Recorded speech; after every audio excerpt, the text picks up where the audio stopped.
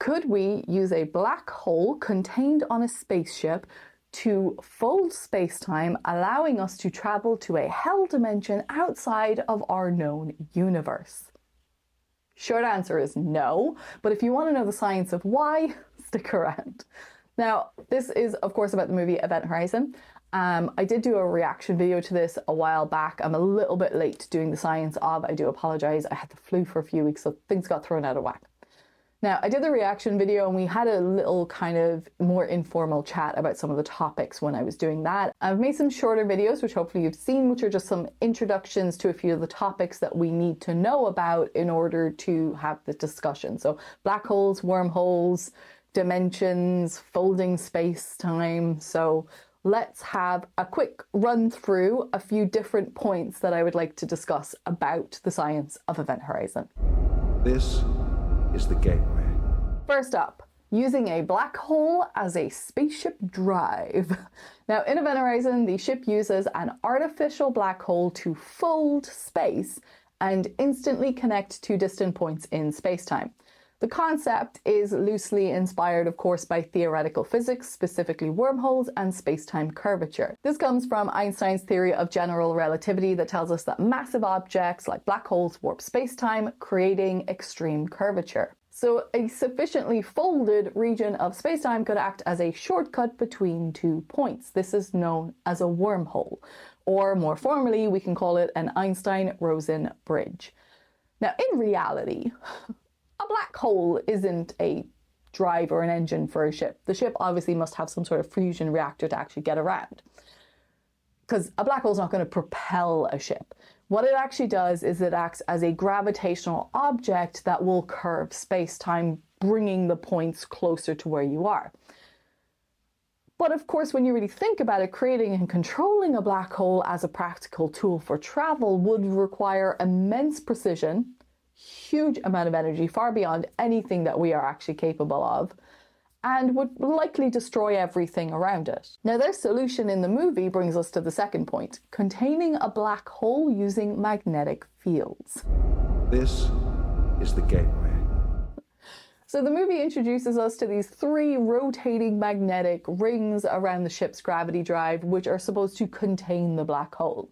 Interestingly, it seems like the concept comes from real-world plasma physics, where magnetic fields are used to contain or confine hot ionized gases, which are plasma, in fusion reactors. Now, in the context of the movie, what they are likely saying is that the rings are generating magnetic fields to stabilize and isolate the immense gravitational forces of the black hole, which then prevents it from destroying the ship or collapsing uncontrollably. The thing is, though, in real physics, magnetic fields interact with charged particles, not with space-time curvature or gravitational forces. And because black holes aren't actually composed of charged particles, magnetic fields wouldn't be sufficient to contain or manipulate one. But let's say this all works. Let's say you've got a black hole, you've confined and contained it in some way on your spaceship. Could you then create an interdimensional gateway?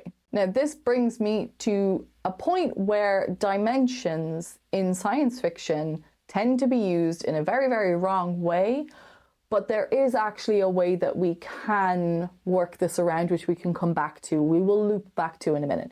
But this concept of traveling to a hell dimension, that idea is pure science fiction, because dimensions in physics aren't places that you can travel to, they're just aspects of how we measure reality. So a dimension is a way to measure height, width, depth, and time. Now, we can talk about higher dimensions in physics in theoretical frameworks, things like string theory, which suggests that there could be additional dimensions beyond our familiar four, but these dimensions are what is referred to as compactified. So they are curled up, they're really, really small, they're inaccessible to us. We just travel through them all the time without realizing it. They're not alternate realms or places. So when they say they're going to a hell dimension, they're not going to another place. What they actually mean is they're either going to an alternate universe or an alternate reality, or they're going to a region that exists within our universe. It's just beyond what we can currently see. So if there is a region beyond our known universe, what would it actually mean to fold space-time for us to get there? This is the gateway. Now, the concept of folding space-time is central to Event Horizon, and it is specifically related to wormholes. Yes, Folding space and wormholes are the same thing. Folding space-time means bringing two distant points closer together by curving the fabric of space-time. To fold space-time over vast distances, like say from Earth to another star system, you would need to manipulate the entire region between it. So folding space-time to the edge of the observable universe, 13.8 billion light years away, would require influencing a region as large as the observable universe itself. It's not just a localized event. We're not talking about warp bubbles here. It affects everything in the region between here and the place where you want to get to.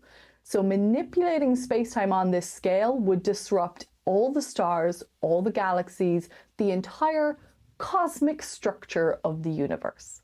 So we're probably not going to fold space-time. So if we can't fold space-time to create a wormhole between here and there within our universe, how else could we do this? Well, there is a way that we could still create a wormhole. We just have to move through a higher dimension of space. This is the gateway. Here we're kind of talking about something called the bulk and brain theory, and this relates to the movie Interstellar because this is exactly how Interstellar does it. They create a wormhole that moves through bulk space, which is a higher dimensional space, to arrive to another point in our space in a fast time. Now don't get confused, because the higher dimensional space, it still isn't another place. It is still our universe. It's just that the way two-dimensional space is contained within our 3 dimensions, we would be contained within a higher dimension.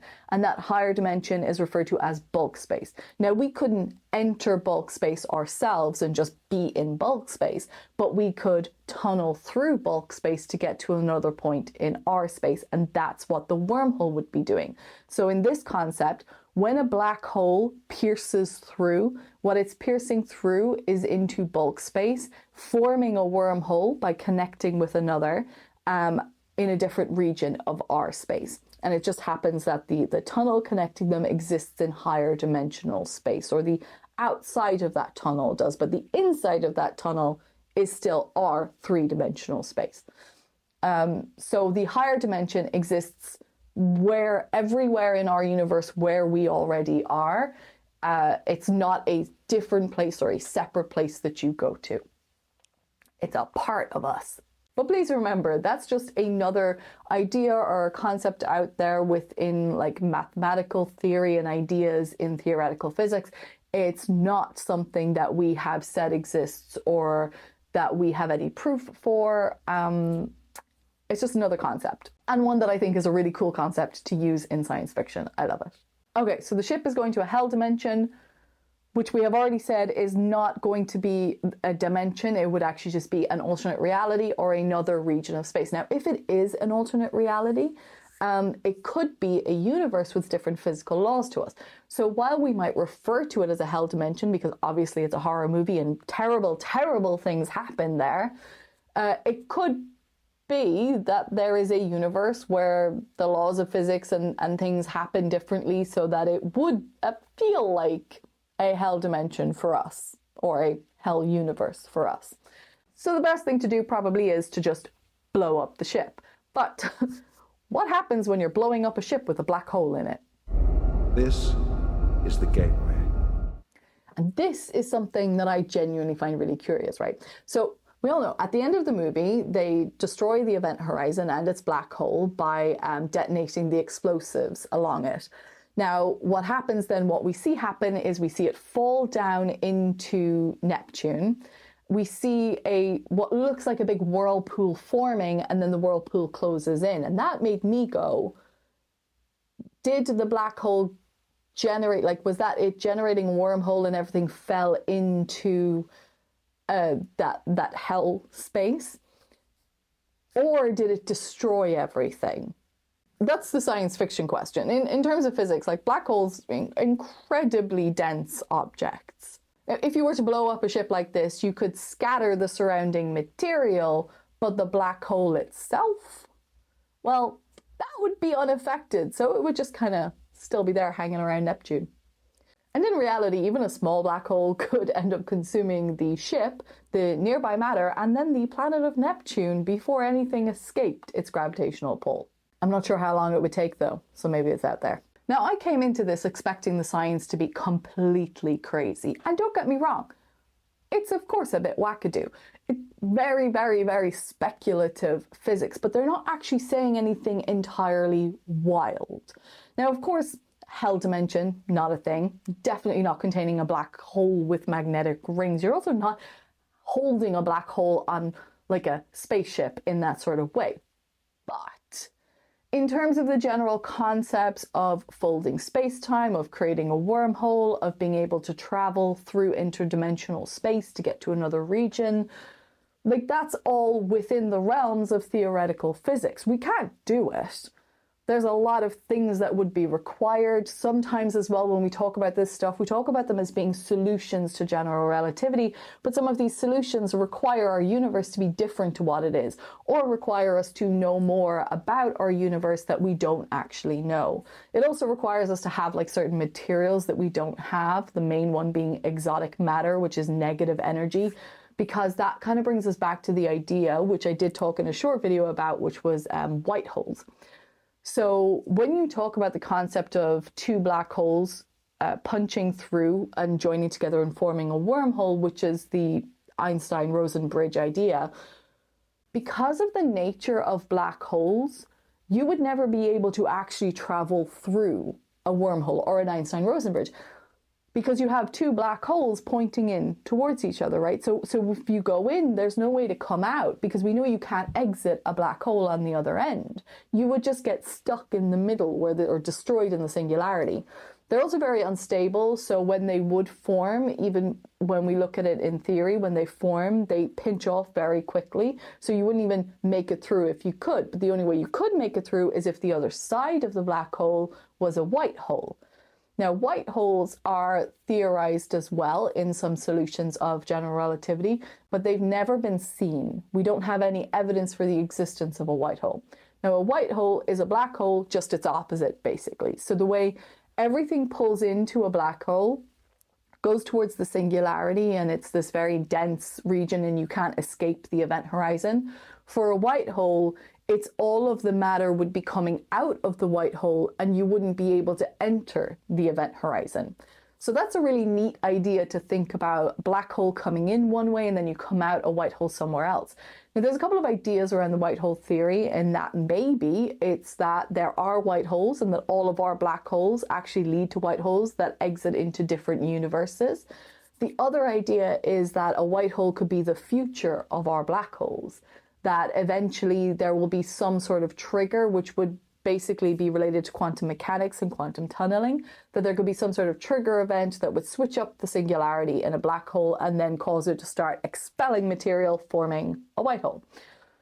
So there's a lot of really cool ideas around this, around the concept of what an Einstein-Rosen bridge would be, what a wormhole would be, and then of course we've got the bulk brain theory. There's loads of ideas there that I really love and I think are really clever to use in science fiction. They're not real, but they're fun. Even if this movie was terrifying and I hated a lot of it. No, I didn't hate it, but I just don't like being scared like that. And also, I really like DJ, so I was sad. So anyway, let me know what you think. These are some of my favorite kind of topics in terms of science fiction physics and stuff. I'm going to take a break now for the holidays. And I actually haven't decided what I'm going to do next yet. Normally I do. Normally I just pick something from my jars and I just do whatever the next one is. But I'm just not feeling very inspired at the moment. So if you have any recommendations, if you have anything that you would like to see, I think for the next one, it should be a movie as well, because I just don't have time to cover, right between now and then, I won't have time to cover a TV show and probably not like a book either. But if you have recommendations for them, let me know. Because I'd like to start, I can start on a TV show, start watching it through and start reading books and stuff like that to get ahead. So anything that you would like me to see me cover. Also, it doesn't have to be a full movie. It can be just a scene. It can be like a specific scene that you're going like, I don't understand what's happening here. Can you explain this? It could also be something from the news. It could be a video or a bit of information that you've seen people, or an article that you've seen around the place where you're kind of like, I don't really understand that.